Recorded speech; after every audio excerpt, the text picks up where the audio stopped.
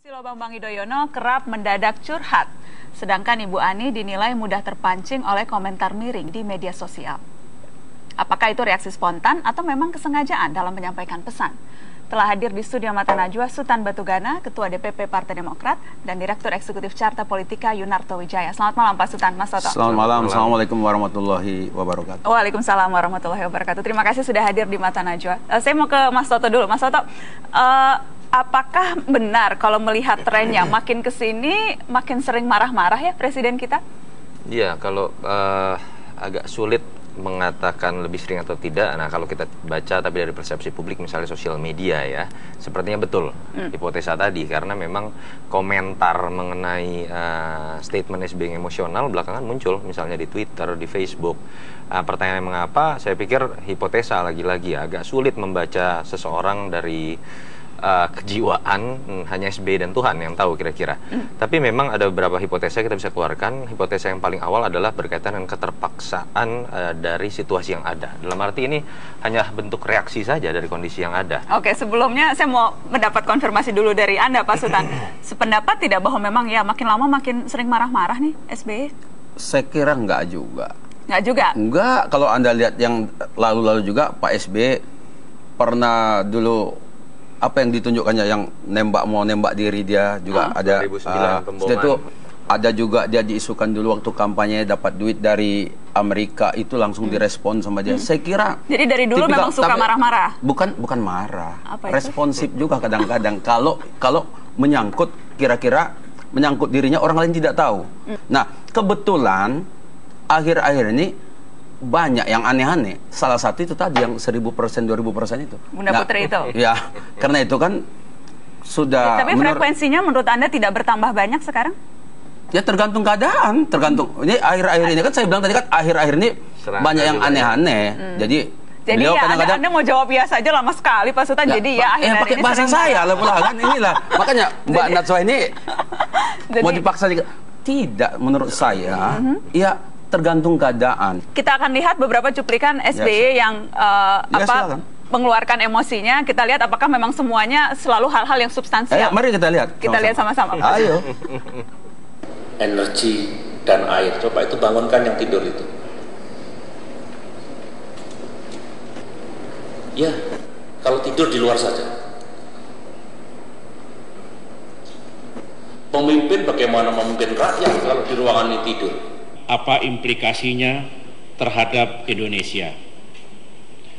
Ini nomor 1, 2, 3, 4, 5, 6, 7, kenapa bicara terus kalian?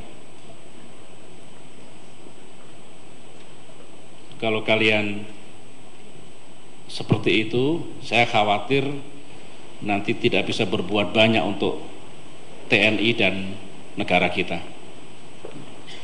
Mendengar itu menyempurnakan kepribadian. Saudara-saudara, kita berkewajiban untuk memenuhi hak anak-anak kita. Mari cepat tolong dibangunkan yang tidur ya. Ada 1-2 orang yang ngantuk barangkali, bangun. Baik, dengarkan lagi sekarang. Ya, kalau tadi dilihat kan menurut Anda kalau responnya sesuai. Itu tadi karena marah karena ada yang ngobrol. Begini. Marah karena tidur. Anak-anak aja dimarahin Pak Sutan. Bukan dimarahin. Mengingatkan, itu benar. Kalau ada orang berbicara, apalagi yang berbicara itu seorang pemimpin, yang disampaikan kan penting. Calon pemimpin yang di depan ini calon pemimpin, nggak respon, bicara-bicara, ini kan kedisiplinan. Saya kira ini positif. Jadi menurut Anda masih tahap wajar? Biasa. Mas Toto, kalau tadi argumennya adalah hanya yang menyangkut diri dan keluarga, kemudian bisa responsif. Tapi kalau kita lihat perjalanan waktu, seringkali justru malah yang tampak itu marah-marahnya terhadap hal-hal yang mungkin saja tidak substansial menurut sebagian orang. Iya, ini masuk ke hipotesa kedua ya, ketidaksengajaan tadi. Saya ingin mengatakan ini juga sebuah konsekuensi dari positioning SBY sebagai makhluk multi identitas dalam konteks politik. Akhirnya kita akan melihat banyak sekali kemarin SBY dalam kategori dalam identitas dia yang macam-macam tadi, entah dalam konteks kepala negara, kepala pemerintahan, ketua umum, ketua majelis tinggi, ataupun sebagai seorang pribadi menyikapi keluarganya misalnya katakanlah. Kalau kita coba lihat misalnya dalam sisi frekuensi ya, kalau di riset juga bisa terlihat lebih banyak ditemukan pemberitaan mengenai bagaimana SBY terlihat tegas atau lebih tepatnya marah, begitu berkaitan dengan kapasitas di luar kepala pemerintahan dan dan kepala negara. Contoh, sangat mudah ditemukan dalam kapasitas ketika pribadinya diserang. Dalam konteks misalnya Bunda Putri kita ketahui. Lalu SMS bocor berkaitan dengan Nazarudin 30 Mei 2012 kalau saya tidak salah. Lalu kemudian juga berkaitan, yang paling sering juga kita lihat ketika dalam kapasitas sebagai Ketua Umum Partai Demokrat.